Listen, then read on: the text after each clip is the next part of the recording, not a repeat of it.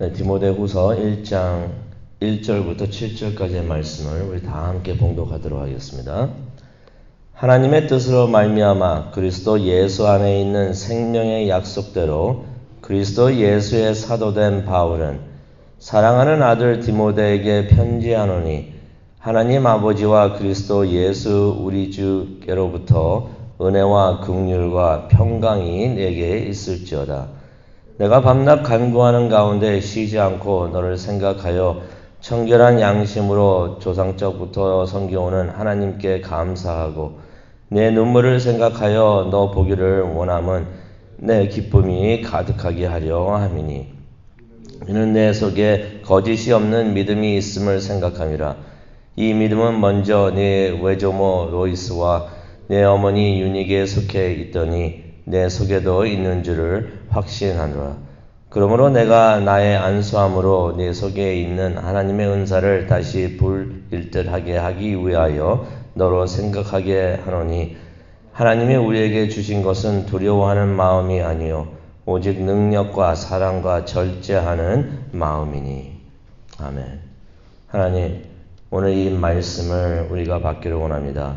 하나님 직접 이 자리에 오셔서 이 아침 하나님을 생각하고 하나님 앞에 앉아있는 우리 모두에게 하나님의 메시지와 음성을 주시옵소서. 기다립니다. 이 모든 말씀 예수님의 이름으로 기도합니다. 아멘. 네, 오늘부터 디모데후서를 우리가 보겠는데요. 배경은 이렇습니다. 바울이 로마 감옥에 있습니다. 하지만은 로마 감옥에 들어가 있는 것이 한두 번이 아니죠. 하지만은 이전과 다르다는 그러한 영감을 바울이 받습니다. 죽음이 가까이 왔다는 것을 이제 바울이 감지를 했던 것입니다. 그것을 알았는지 아니면 상황이 무척 안 좋아서 그의 측근들도 바울을 다 하나 둘씩 다 떠났습니다. 그래서 바울 곁에는 누가만이 그 곁을 지키고 있으면서 바울을 돕고 있었는데요. 이제 바울이 떠나는 준비를 하고 있는 것 같습니다. 그래서 바울이 디모데에게 마지막 편지를 쓰는 것을 우리가 보게 되는데 그 마지막 편지가 디모데 후서가 됩니다. 그래서 오늘 이 말씀을 우리가 묵상하면서 하나님의 뜻을 생각하기를 원하는데요. 1절을 보니까 바울이 이런 말을 합니다. 하나님의 뜻으로 말미암아 그리스도 예수 안에 있는 생명의 약속대로 그리스도 예수의 사도된 바울은 바울이 뭐라고 말을 합니까? 편지를 쓸 때마다 이 말을 하긴 했지만은 하나님의 뜻으로 자기는 사도가 됐다는 것입니다. 또 예수님 안에 있는 예수님의 뜻대로 또 사도가 됐다고 바울이 이야기를 하고 있습니다. 디모데가 이것을 모를 리가 없죠. 모를 리가 없는데도 이 말을 하면서 편지를 시작을 합니다. 어떻게 보면 가장 기본적인 일이 되겠지만은 바울에게 있어서 이것처럼 기본적이지만 또 중요한 것은 따로 없기 때문에 다시 디모데에게 말을 합니다. 나는 누가 뭐래도 하나님과 예수 그리스도의 뜻대로 사도가 된 사람이다. 그러면서 이제 바울이 죽음을 맞이하면서 죽음이 가까이 왔다는 것을 느끼고 생각하고 있었는데 그래서 그런지 1절에 이런 말을 합니다. 생명의 약속대로 죽음 후에 생명이 있다는 것을 깨달으면서 그것의 약속을 바라보는 그러한 바울의 모습을 우리가 봅니다. 그래서 2절에 이런 말을 합니다. 사랑하는 아들 디모데에게 편지하노니.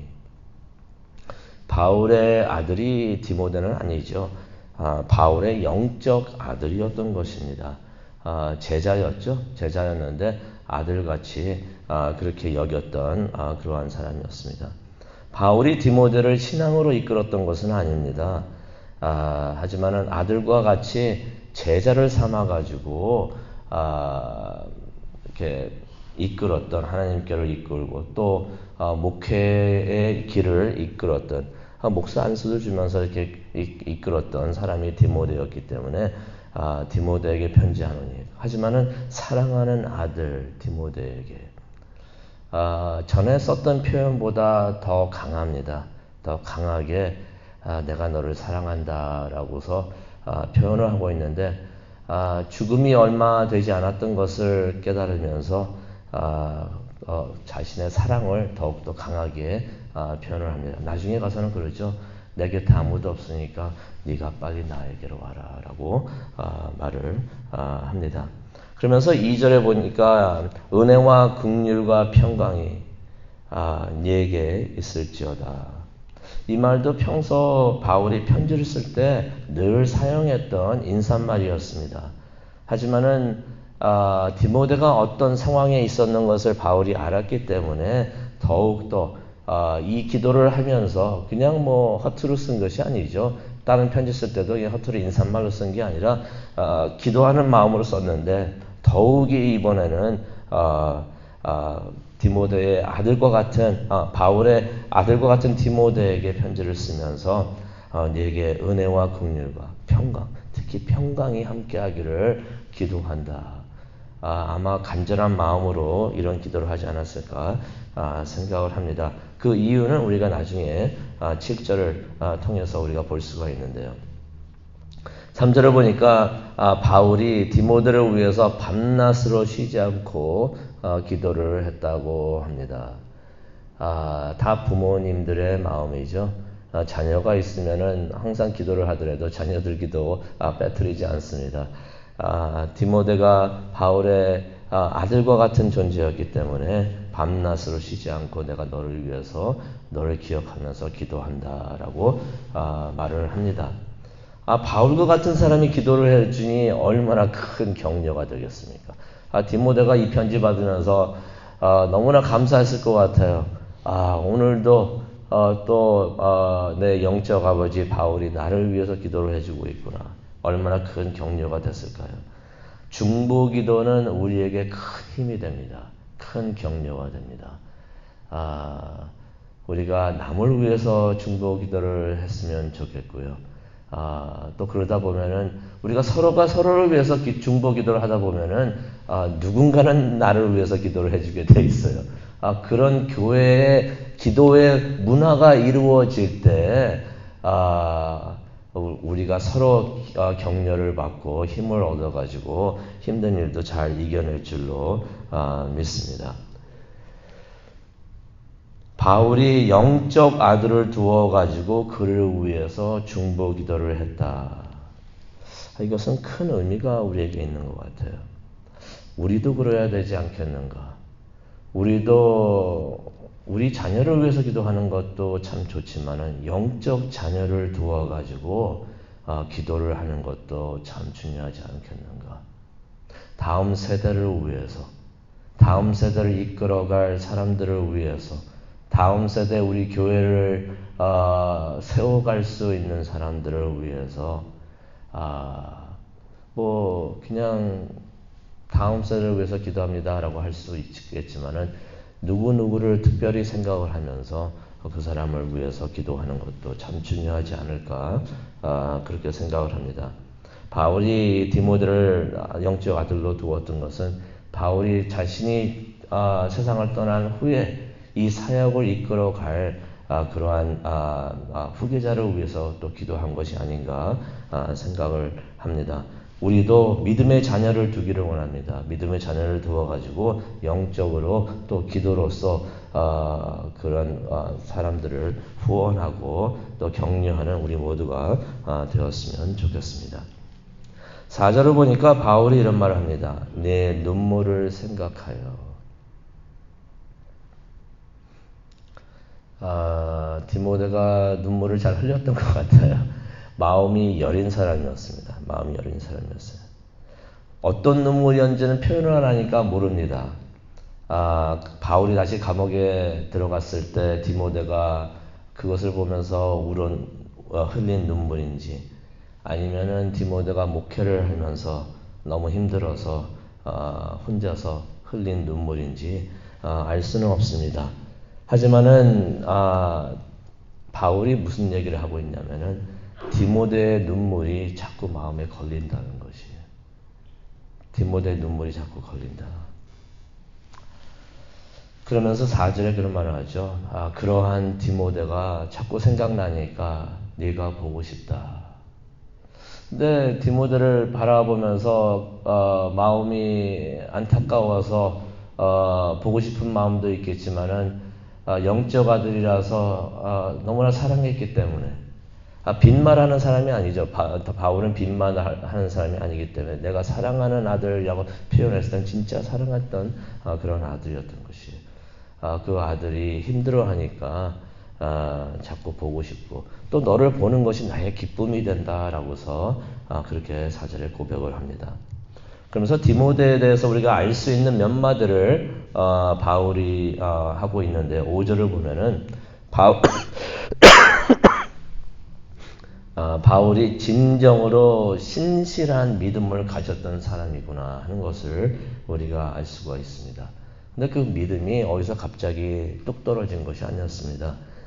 그 믿음이 그의 할머니 로이스에게부터 물려받은 유산이었던 것을, 영적 유산이었던 것을 바울이 이야기를 하고 있는데요. 여기서 무엇을 알 수가 있냐면은 디모데 그 가족 중에 가장 먼저 하나님을 믿고 믿음을 신앙생활하면서 믿음을 가져온 사람이 디모데의 할머니, 외할머니죠. 외할머니 유니게라는 것을 우리가 말씀을 통해서 봅니다. 그 믿음이 3대째 내려와가지고 디모데에게까지 내려왔다는 것을 우리가 5절을 통해서 볼 수가 있는데요. 그래서 로이스로부터 믿음이 시작돼가지고 어머니 유니게에게 전해지고 그 유니게에게 전해졌던 그 믿음이 디모데에게 3대째 이렇게 내려왔던 것입니다. 자녀에게 물려줄 수 있는 것 여러 가지가 있겠죠. 재산도 있을 수가 있고 집도 있을 수가 있고 많은 것이 있을 수가 있지만은 가장 훌륭한 유산은 바로 믿음이 아닌가 그렇게 생각을 합니다. 그래서 우리가 자녀들을 위해서 후손들을 위해서 기도를 할 때 믿음을 위해서 내가 가지고 있는 믿음, 이 신앙 하나님께서 나에게 주신 이 신앙과 믿음 내 자녀들에게 또 후손들에게 내려갈 수 있도록 하나님 은혜 내려 주시옵소서. 이러한 기도를 하면 참 좋을 것 같습니다. 그런데 이 가족 이야기를 하면서 바울이 디모데의 엄마 쪽만 얘기를 합니다. 아버지에 대한 이야기가 하나도 없어요. 왜 그랬을까요? 우리가 사도행전을 통해서 알 수가 있지만 아버지는 헬라인이었어요. 헬라인이었고 이방인이었는데 믿는 사람이 아니었다는 것을 우리가 알 수가 있습니다. 그러면 우리 요즘에도 뭐 그런 상황에 있는 분들 많이 계시죠? 가족이 있는데 아버지나 어머니나 둘 중에 한 분이 안 믿으세요. 그래가지고 그런 상황에 있는 분들이 계시는데 이게 쉬운 상황이 아닙니다. 둘 다 믿음이 강하면 참 좋은데 한쪽이 믿는 사람이 아니면은 그 상황 자체가 박해가 될 수도 있는데 그러한 힘든 상황에서도 디모데의 할머니와 어머니가 믿음을 지켰다는 것이에요. 믿음을 지키면서 그 믿음을 유산으로 아들에게까지도 넘겨주었는데 그 아들이 바로 목사님이 되어가지고 목회의 길을 갈 수 있도록 그렇게 인도를 했다는 것입니다. 그러니 그 로이스 할머니 로이스하고 유니게 어머니 얼마나 훌륭한 믿음의 사람들이었던 것을인지 우리가 알 수가 있습니다. 6절을 보기로 하는데요. 6절을 보니까 6절을 제가 원본에 있는 말씀대로 이렇게 풀이를 해서 좀 설명을 드리면요. 이렇게 우리가 6절을 읽을 수가 있습니다. 내가 너를 안수할 때 너 안에 있던 성령의 은사를 다시 불을 붙일 듯 되살리라고 내가 너에게 말을 하고 싶다라는 말을 합니다. 이게 좀 오해가 될 수 있는 말씀입니다. 어떤 분들은 이 말씀을 읽으면서 내가 너에게 안수를 줘서 성령의 은사를 받았다라고 안수를 주면은 성령의 은사를 받을 수 있다라는 그러한 말을 하시는 분들도 있는데요. 그건 그렇지가 않습니다. 성령의 은사는 제가 어렸을 때 한국에 있었을 때도 그런 전도사님이 동네 교회에 있었어요. 성령의 은사를 예를 들어서 방언을 가르쳐 줄 수 있다 해가지고 그냥 뭐 할렐루야 그거를 자꾸 그냥 반복을 하라고 하다가 말이 이상하게 꼬이면 그거 방언이라고 이렇게 가르쳤던 교회하고 또 그런 분들도 계시는데 이거는 비성서적이죠. 하나님 성령의 은사는 누가 주는 게 아닙니다. 기도한다고 해서 죽고 받고 그러는 것은 절대로 아닙니다. 이 원본에 있는 말씀도 그런 의미의 말씀이 아니고요. 어떤 의미가 있냐면은 바울이 디모데를 안수하고 있었을 때 그때 성령의 은사를 이 디모데가 받았는데 바울이 주었다는 의미는 아니고요. 그때 성령님께서 역사하셔가지고 성령님께서 그때 주셨다는 것입니다. 이 디모데가 이제 목회를 시작하면서 이제 목사 안수를 받는데 하나님께서는 사명을 주실 때 그냥 사명만 주시지 않으시죠. 불러주실 때 능력도 주시는 줄로 믿습니다. 그래서 우리가 두려워할 필요가 없어요. 하나님께서 믿음대로 아멘하고 나가면은 하나님께서 그 일을 할 수 있도록 이끌어 주십니다. 그 능력을 주시는데 그때 그 시간이었던 것이에요. 그 시간이었는데 그때 성령님께서 은사를 주어가지고 다시 말하면 목회를 할 수 있도록 필요한 은사를 성령님께서 그때 그 은사를 주셨던 것입니다. 바울의 요점은 뭐였냐면은 내가 너를 안수해서 은사를 받았다는 것이 아니라 그때 성령님으로부터 하나님으로부터 받은 은사를 기억하고 지금 힘들지만 용기를 내라는 것입니다. 무슨 은사를 받았을까요? 우리가 7절을 통해서 나중에도 볼 수가 있는데요. 먼저 이것을 생각해 보기로 말합니다. 왜 바울이 디모데에게 이런 말을 했었을까? 은사를 기억하라라고 했는데 그러면서 용기를 가지라고 했는데 왜 이런 말을 했었을까? 아마 디모데가 목회를 하면서 기가 많이 죽었던 상황이었던 것 같습니다. 눈물을 자꾸 흘렸다고 하는데 마음이 여렸던 사람인 것 같아요. 기가 죽어 있었던 것 같았는데 어떤 의미가 있냐면은 약간 겁을 먹고서 조심스러워하는 마음을 디모데가 가졌다는 것입니다. 그것을 반대로 보면은 어떤 것을 알 수가 있냐면은 목회를 하는데 누가 디모데에게 압력을 가했다는 것이 압력을 행사하면서 디모데에게 그러한 조심스러워하는 그러한 겁을 먹게 하는 그러한 마음을 갖게 했다는 것입니다. 바울은 디모데의 장점도 잘 알았지만은 단점까지도 잘 알고 있었던 것이에요. 디모데가 마음이 약해가지고 그런 압력이 있을 때 조심스러워하면서 그렇게 하고 있었을 때, 기가 죽어 있었을 때, 그래서 바울이 7절에 이런 말을 합니다. 하나님이 우리에게 두려운 마음을 주시지 않았다라는 말을 합니다. 무슨 말일까요? 두려워하지 말라는 얘기죠. 두려워하지 말아라. 격려하고 응원을 하는 것입니다. 근데 이 말을 하면서 우리에게라고 말을 합니다. 바울 자신도 감옥에 있으면서 압력을 받았던 것 같아요. 나도 힘들지만 그래서 말을 합니다. 너에게 두려운 마음을 하나님께서 주신 것이 아니다라고 표현을 안 하고 우리에게. 바울도 그런 상황에 있었던 것 같습니다. 요점은 그렇죠. 두려워하면은 목회를 하지 못한다라고서 바울이 이야기를 하는 것입니다. 그러면서 이제 디모데가 그때 안수 받았을 때 받았던 은사가 무엇이었는가 말을 해주고 있는데 7절을 한번 보면요. 하나님이 우리에게 주신 것은 두려워하는 마음이 아니요 오직 능력과 사랑과 절제하는 마음이니. 디모데가 안수 받으면서 성령으로부터 받았던 그 성령의 은사가 바로 이것이에요. 능력과 사랑과 절제하는 마음. 능력이란 것은 목회를 할 수 있게 하는 하나님의 능력을 의미합니다.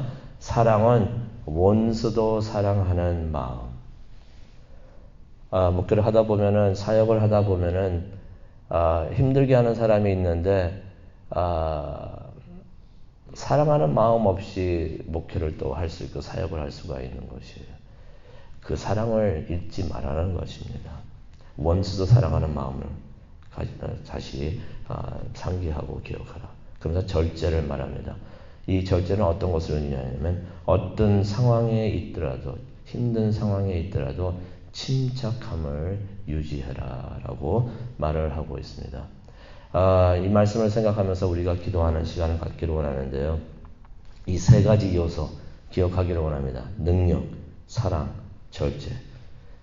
우리가 사역을 할 때 꼭 필요한 요소들이 아닌가, 성령의 은사가 아닌가 생각을 합니다.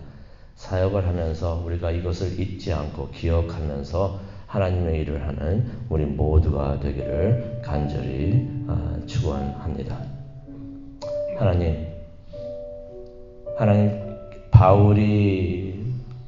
하나님께서 바울을 통하여 목회를 하고 있었던 디모데에게 주신 말씀 우리가 다시 이 아침 기억을 합니다. 하나님께서 디모데에게 주셨던 능력, 사랑, 절제 우리 모두에게 주시옵소서. 하나님께서 주신 그 은사대로 그 능력대로 우리가 맡은 사명을 다하고 사역을 다 할 수 있도록 하나님 인도하여 주시옵소서.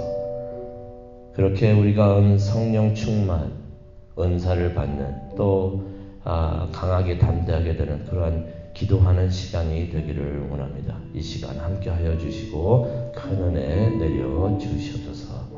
이 모든 말씀 예수님의 이름으로 기도합니다. 아멘.